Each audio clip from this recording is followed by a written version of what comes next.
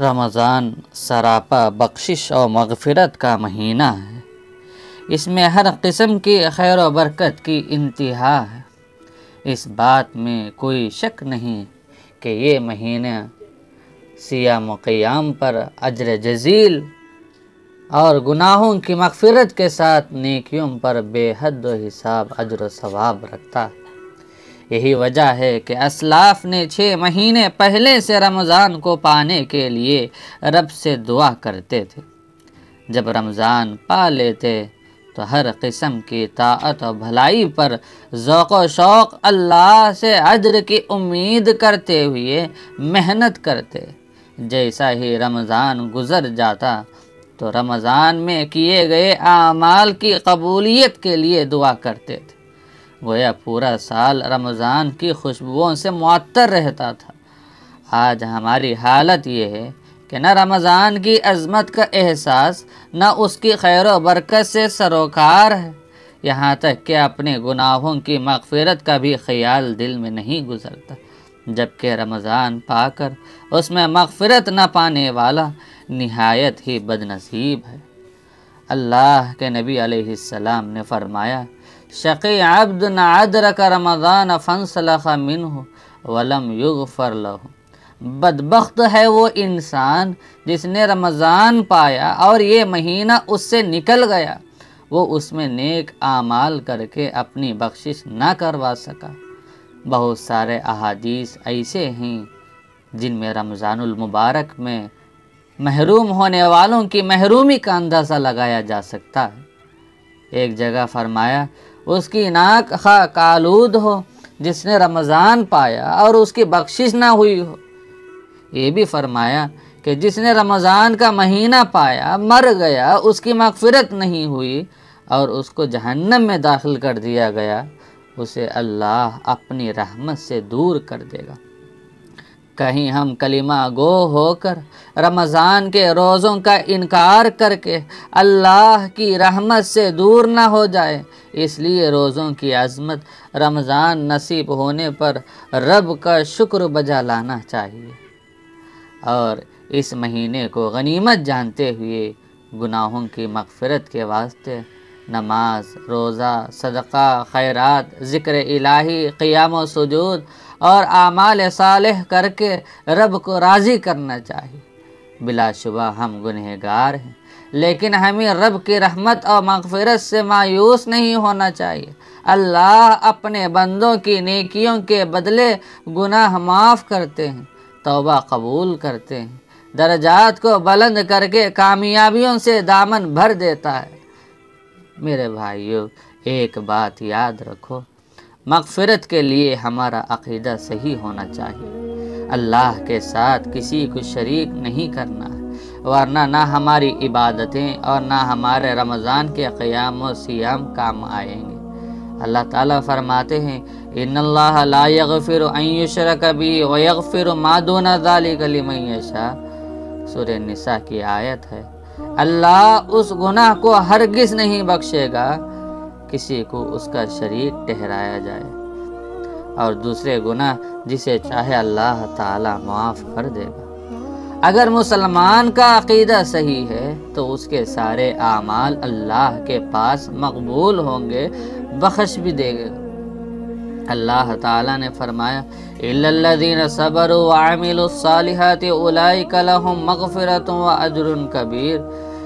سورہ ہود میں اللہ تعالیٰ فرماتے ہیں، انہی لوگوں کے لیے بخشش اور بہت بڑا نیک بدلہ ہے جو صبر کرتے ہیں اور نیک کاموں میں بڑھ چڑھ کر لگے رہتے ہیں۔ میرے عزیز دوستو، ہم کو چاہیے کہ ہم ان اعمال کو اختیار کریں جو رمضان میں مغفرت کا سبب ہے۔ انہی میں سے ایک یہ بھی ہے کہ رمضان کو پانے کے بعد گناہ کبیرہ سے بچتے رہنا۔ آج کل لوگ رمضان پانے کو اہمیت نہیں دیتے، حالانکہ اس مہینے کا پانا بڑی سعادت کی بات ہے۔ جو بندہ نماز قائم کرتا ہے اور گناہ کبیرہ سے بچتا ہے، اس کے لیے اس مہینے میں سال بھر کے گناہوں کی بخشش کا وعدہ ہے۔ دوسرا عمل یہ ہے کہ ایمان کے ساتھ اجر و ثواب کی امید سے روزہ رکھنا گزشتہ تمام خطاؤں کی بخشش کا ذریعہ ہے۔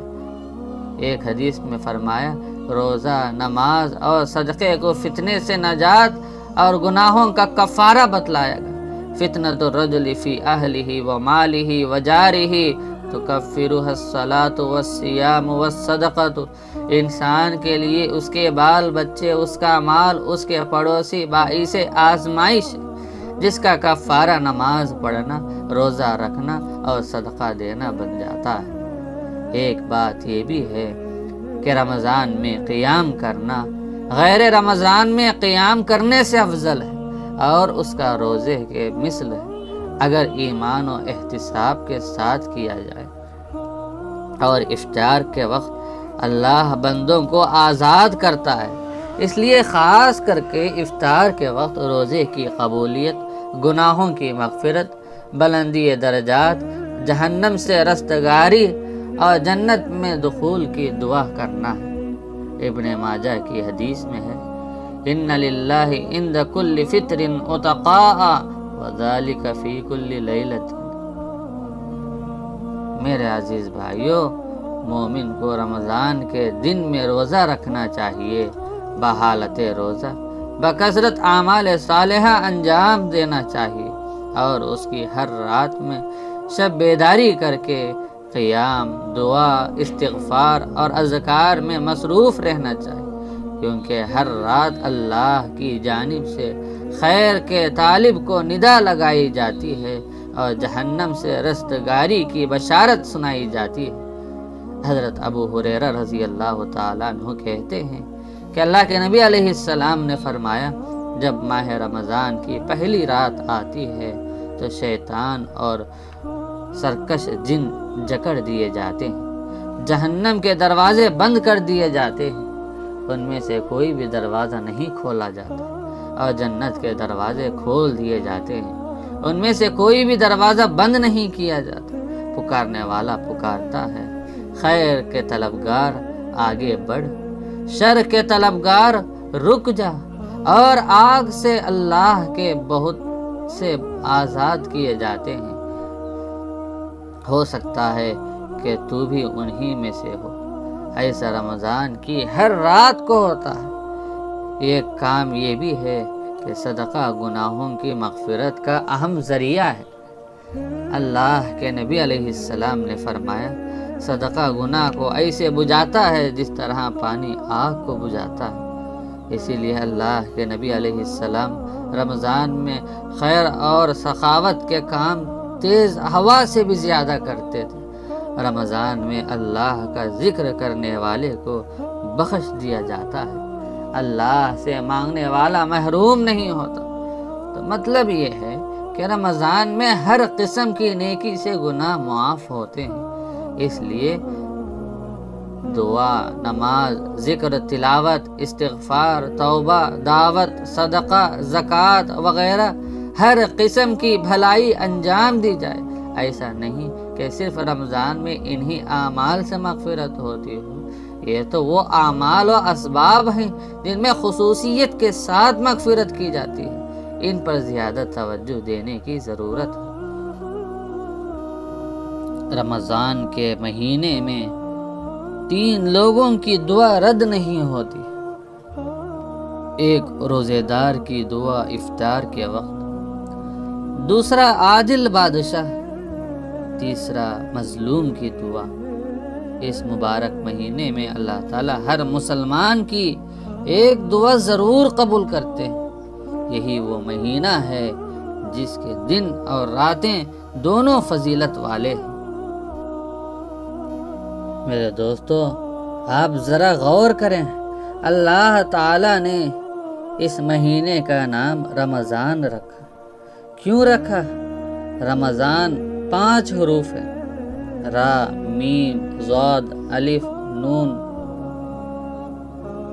اس کی گہرائی میں جا کر دیکھیے، ایک ایک حرف پر غور کریں۔ را سے رضائے الہی پانے کا مہینہ، میم سے مغفرت طلب کرنے کا مہینہ، ضاد سے ضمانت اللہ کی جانب سے بندے کو شیطان کے وسوسے اور اس کی ترغیبات سے نجات کی ضمانت ملتی۔ الف سے احسان و انعام اس مہینے میں بندے پر ہوتا ہے۔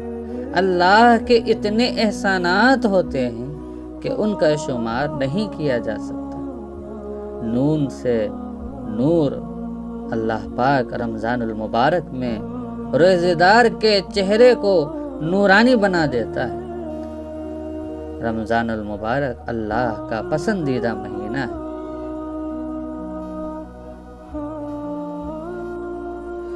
اللہ تعالیٰ سے دعا کرو کہ وہ ہم سب کی عبادتوں کو قبول فرما کر سارے خطاؤں کو بخش کر جنت الفردوس میں داخل کر دے۔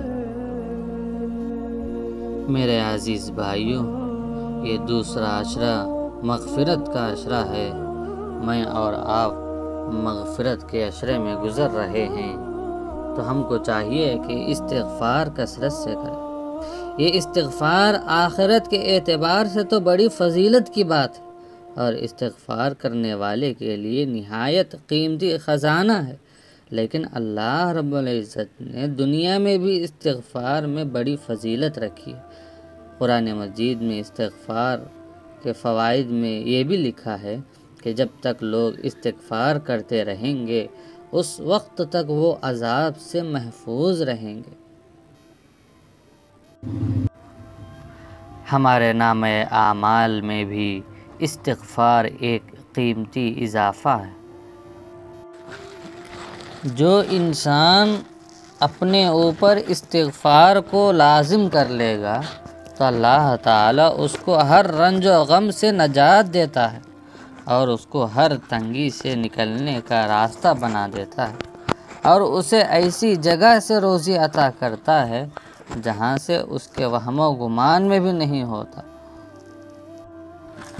رمضان المبارک کے اس عشر مبارکہ کو ہم اس طرح آباد کریں کہ ہماری زبان استغفار سے تر رہے، اور ہمارا کوئی خالی وقت ایسا نہ ہو جس کو ہم استغفار کی کثرت سے پر نہ کر لیں۔